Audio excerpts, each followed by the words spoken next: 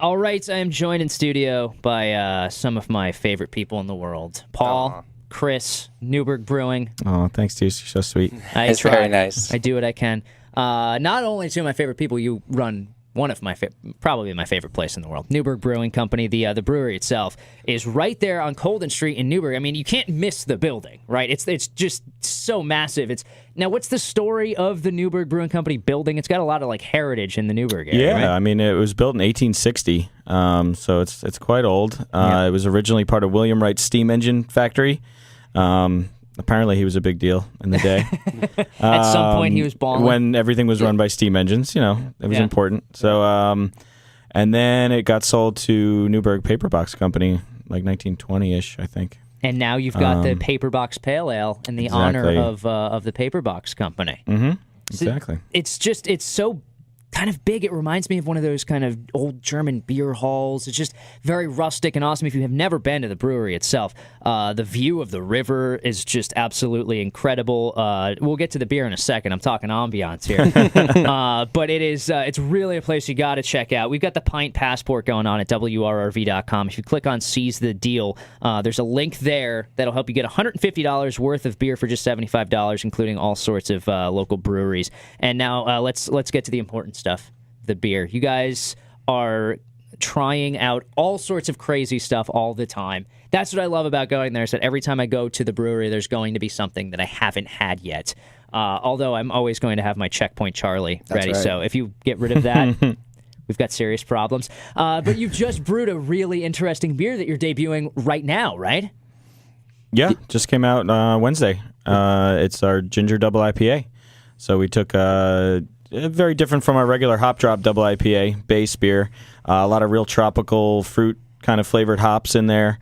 And then we added a good dose of fresh ginger juice to the beer right before kegging. And the tropical fruit with the ginger spice, it really comes together nice. It's about 8.1% ABV. Yes. So and bring a driver with you. Bring a driver with you for sure. But the ginger notes are great, and me personally, I'm not a ginger fan for the most part, and I love this beer. I think it's fantastic, and it's going to be a really good food beer too. I think Chris could probably talk about that. It's going to pair really nicely with all kinds of foods, I would think. Oh yeah, any kind of Southeast Asian food where they're using a lot of ginger, or Chinese food, Japanese, really a lot of Asian food that uses a lot of ginger. Right. Can complement real nice sushi, things like that. Now, a lot of times with ginger beer, it almost has to be like when you said ginger, I'm thinking like that kind of rich pumpkin ale kind of vibe. But this is very, very different. This is really bright.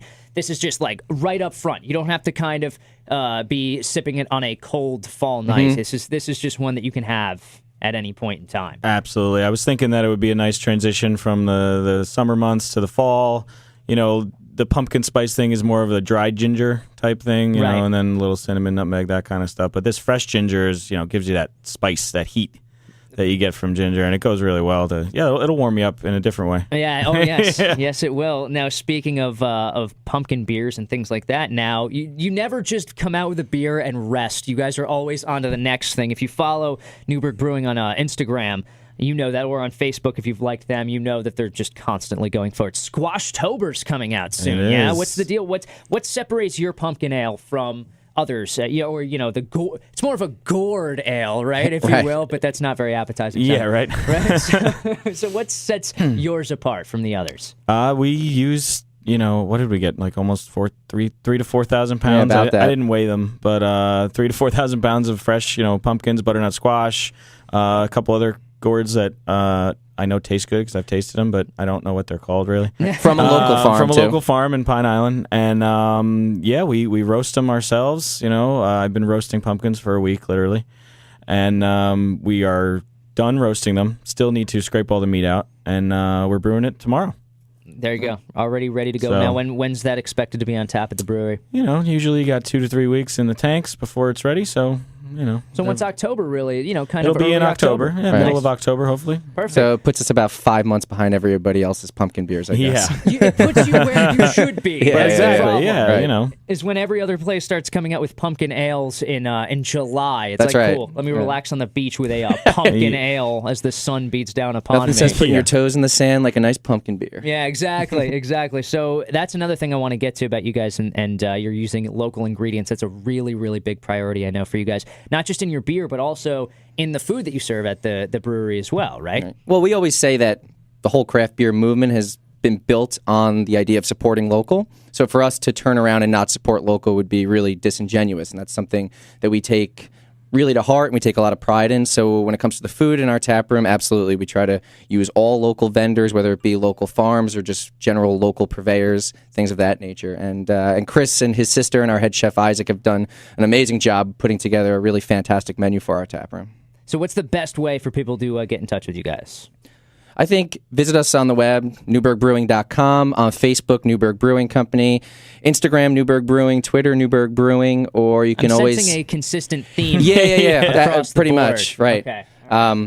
And then if you want to send us an email to our info box, it's just info@newburghbrewing.com, and we're pretty responsive in getting back to people on that too. Perfect. And another thing that I wanted to make sure that I mentioned, because this is a cool thing you do every Sunday, you get involved with local charities, and they kind of do, what do they have, guest bartenders for tips? Right. We call it our charity bartending program. We do it every Sunday from 1 to 4 p.m. We invite a local charity group to come in, and all the cash tips from 1 to 4 p.m. go back to the organization. And a lot of our organizations are really creative, and they'll come in and they'll do 50-50s. They'll do gift baskets, raffles. Sometimes they'll bring in live music. So it's just a great way for us to give back to the community, and it's a great way for a local charity to raise some money without having to put in a ton of effort. Right. So if you have not been to Newburgh Brewing yet, you need to go ASAP. It's, like I said, it's absolutely one of my favorite places in the world. And if you've been there, you know what we're talking about. So go try it out and go to WRRV.com. Check out the Pint Passport. Click on Seize the Deal, the link right there, and check out the deal. Thanks, guys, so much for coming in. I appreciate it. Thank you. Thanks, Deuce.